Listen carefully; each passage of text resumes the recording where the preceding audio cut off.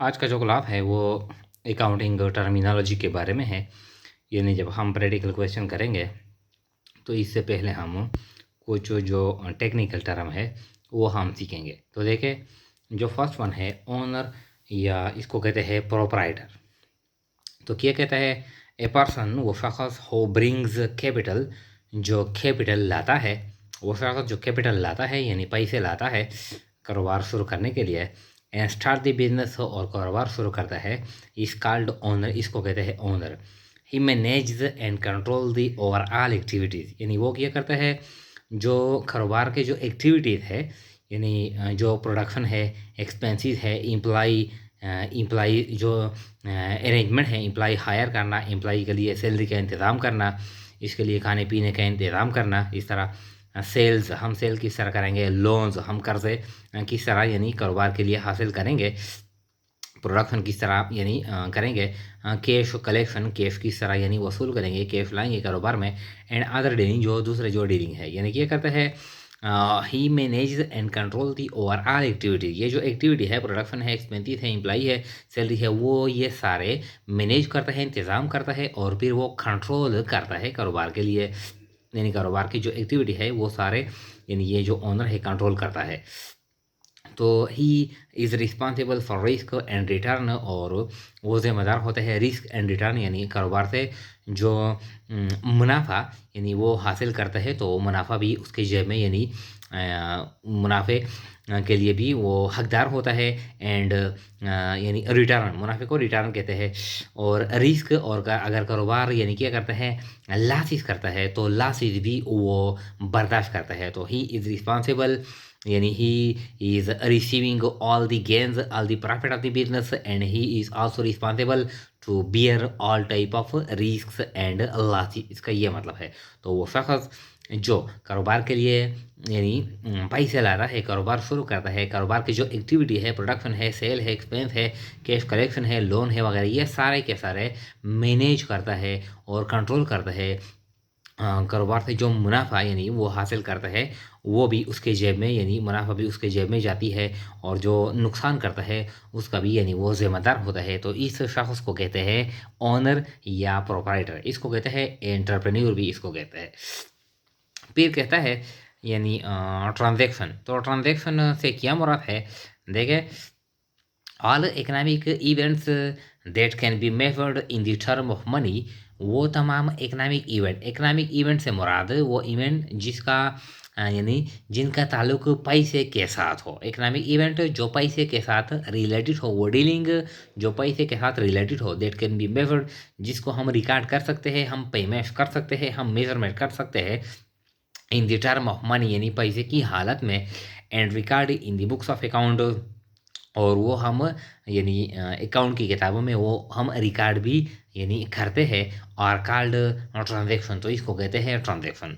वो economic event जिनका ताल्लुक पैसे के साथ हो और वो हम अकाउंटिंग की किताबों में रिकॉर्ड भी करते हैं, तो इसको कहते हैं ट्रांजैक्शन। ये जो दूसरा जो सिंपल तारीफ है, एनी डीलिंग बिटवीन टू और more person for the exchange of money, यानी वो दो या दो से ज़्यादा अफराद के दरमियान वो ताल्लुक हो जिसमें पैसे का लेन देन हो, पैसे का एक्सचेंज हो, तबादला हो, तो इस डीलिंग को इसको कहते हैं ट्रांजैक्शन। फॉर एग्जाम्पल, यहाँ पर जो एग्जाम्पल है, परचेज्ड मशीनरी ऑन कैश ₹40,000, हमने मशीनरी परचेज कर ली, तो ये ट्रांजैक्शन है।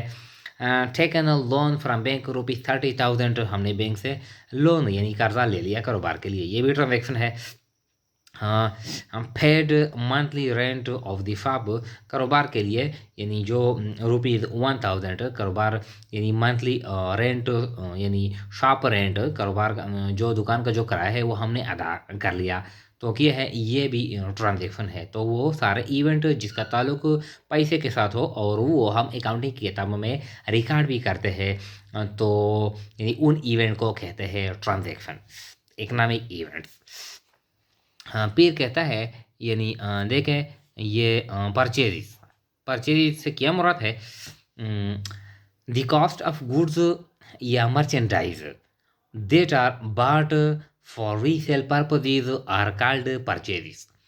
द कॉस्ट ऑफ गुड्स और मर्चेंडाइज, वो सामान यानी गुड्स या मर्चेंडाइज सामान को कहते हैं, ये हम बाद में, यानी वो सामान जो हम दोबारा सेल करने के लिए पहले खरीदते हैं, तो उन सामान को, उन अशिया को कहते हैं गुड्स या मर्चेंडाइज।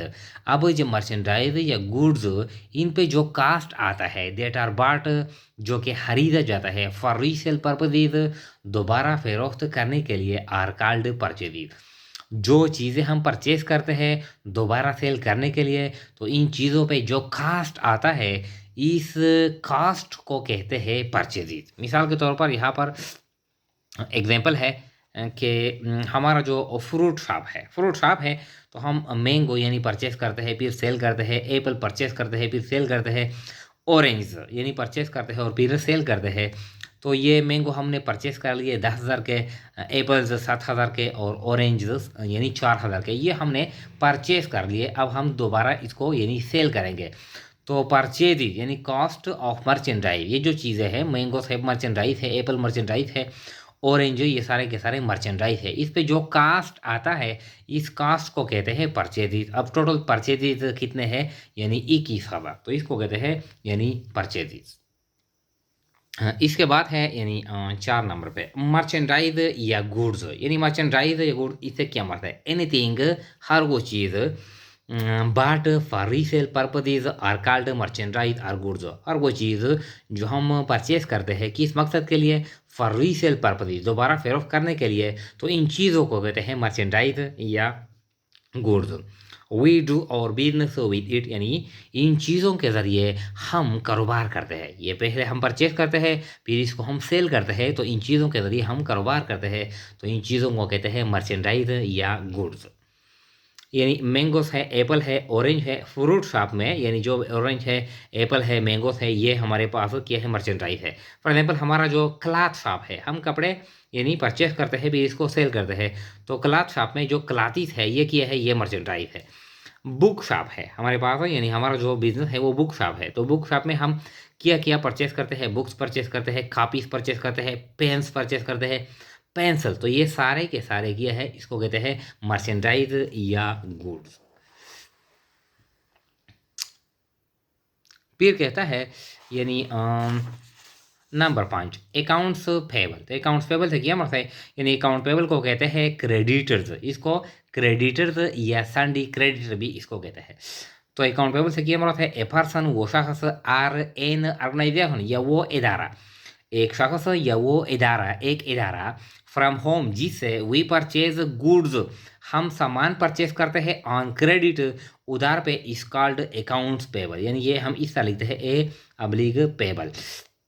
वो शख्स या वो इदारा जिनसे हम उधार पे सामान परचेस करते हैं, तो इस शख्स को या इस इदारे को कहते हैं accounts payable. For example we purchase goods on credit ₹40,000 from Rahim, हमने रहीम से उधार पे 40,000 का सामान यानी खरीदा उधार पे।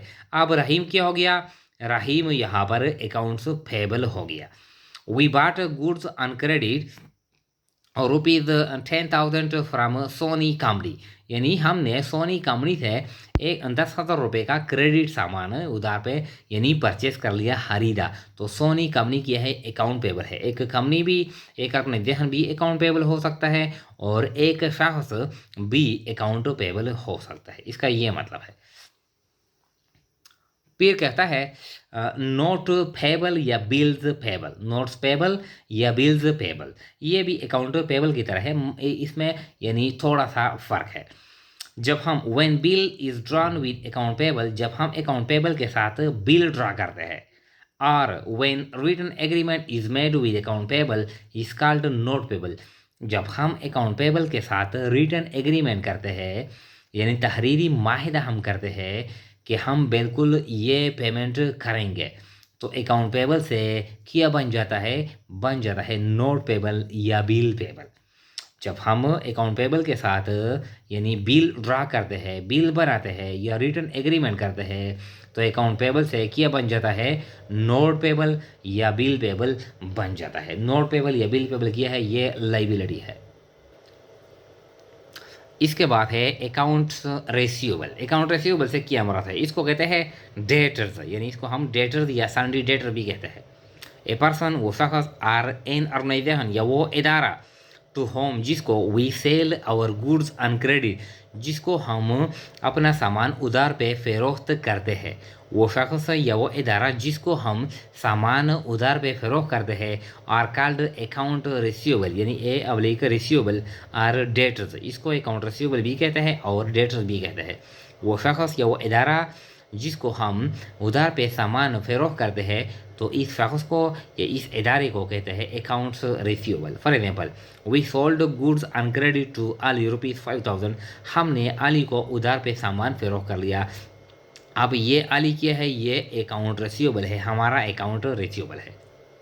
एक शख्स है, we sold goods on credit to Royal company ₹40,000, हमने उधार पे रॉयल कंपनी को यानी 40,000 रुपये का सामान फरोख्त कर लिया। अब रॉयल कंपनी क्या है, ये हमारा अकाउंट रिसीवेबल है।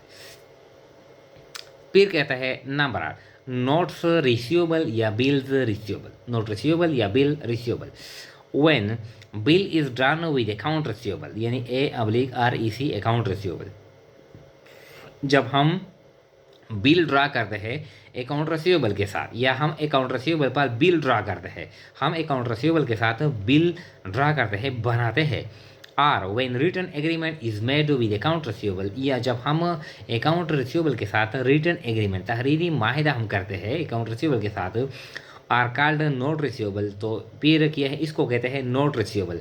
जब हम अकाउंट रिसीवेबल के साथ बिल ड्रा करते हैं या रिटर्न एग्रीमेंट करते हैं, फिर अकाउंट रिसीवेबल से क्या बन जाता है, नोट रिसीवेबल या बिल रिसीवेबल बन जाता है। बिल रिसीवेबल या नोट रिसीवेबल ये क्या है, ये करंट एसेट है।